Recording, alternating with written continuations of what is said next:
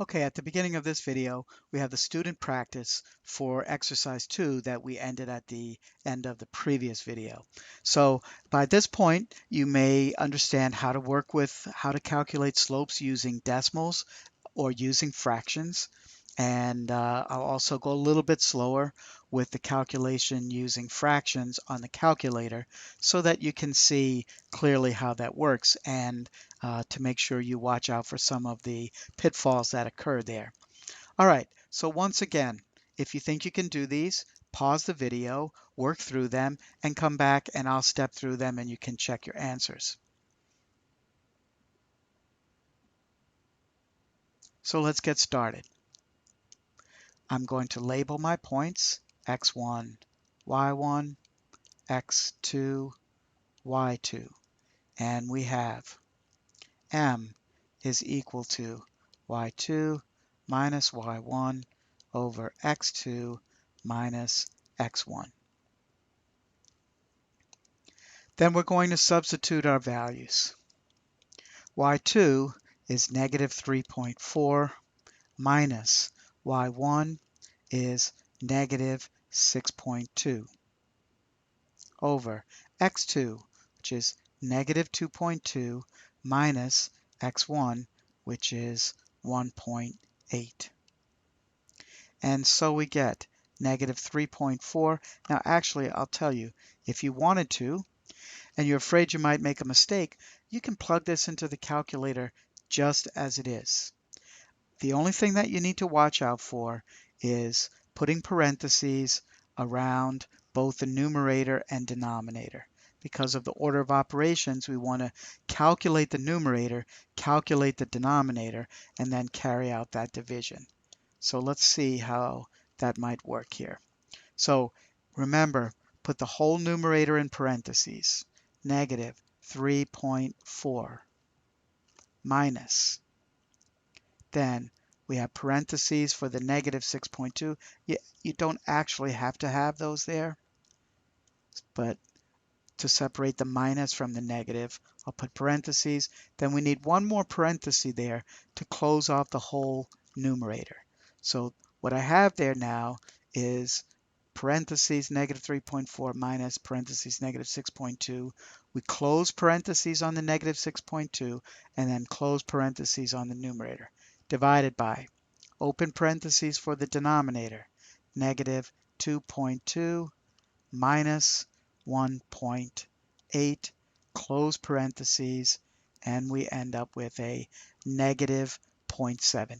Since the answer or the question was given to us with decimals, decimals should be sufficient for the answer here. So we would have a slope of negative 0.7. Let's go on to the fraction example.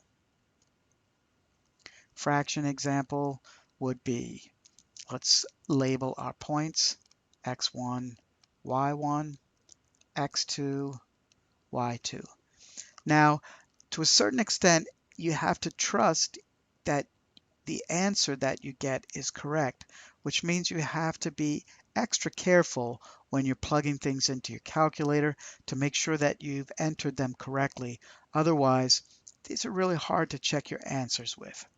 So unless you did it manually as a check, and that's going to be a little bit more complicated. We won't really talk about that here.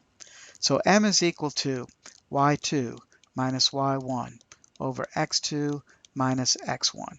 Going to plug in our values. y2 is negative 3/4. And I'm going to put the parentheses the way that I would in the calculator. So parentheses, negative 3/4 minus y1 is negative 1/2. So I'm putting parentheses around the negative 1/2 just to kind of separate it from the minus sign. But then I want parentheses around the whole numerator.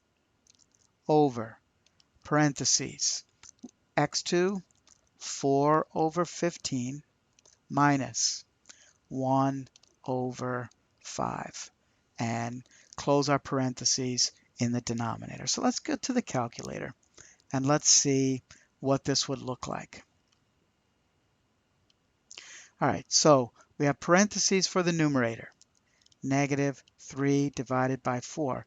Some students have trouble seeing that negative 3 divided by 4 is the same as the fraction negative 3/4. Well, the fraction has a division bar in it. Fractions really are dividing. They're a way of comparing two numbers by dividing them. So we have negative 3/4, then minus. Make sure you distinguish between the minus and the negative. Open parentheses, negative 1 divided by 2, close parentheses on the negative 1/2, close parentheses on the numerator, divided by, open parentheses on the denominator, 4 divided by 15 minus 1, sorry, I think I had a times instead of division, so 4 divided by 15 minus 1 divided by 5. And so there's no need for extra parentheses in the denominator. We just have one closed parentheses to close off the whole denominator there. And so there we have it. Now you can do this in two ways. You can hit enter first and get the decimal answer, but because the question was stated with fractions, we should answer it with fractions. So we're going to go to Math, option 1, fraction, and it's going to convert that answer to a fraction. And so that would be negative 15/4.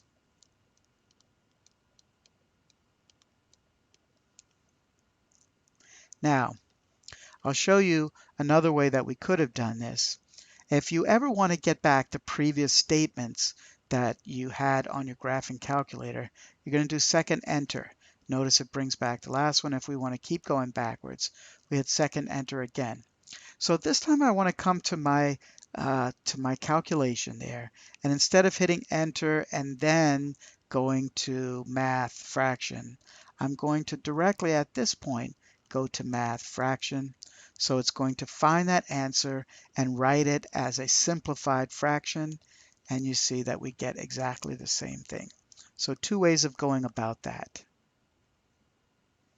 Okay, I'm going to end this video here because the next topic that we want to talk about in this section has to do with parallel and perpendicular lines, which is kind of a whole other topic, but it does definitely involve slopes. So I'm going to end this here, and we'll pick up the next with the next video. We'll talk about parallel and perpendicular lines and how their slopes are related to each other.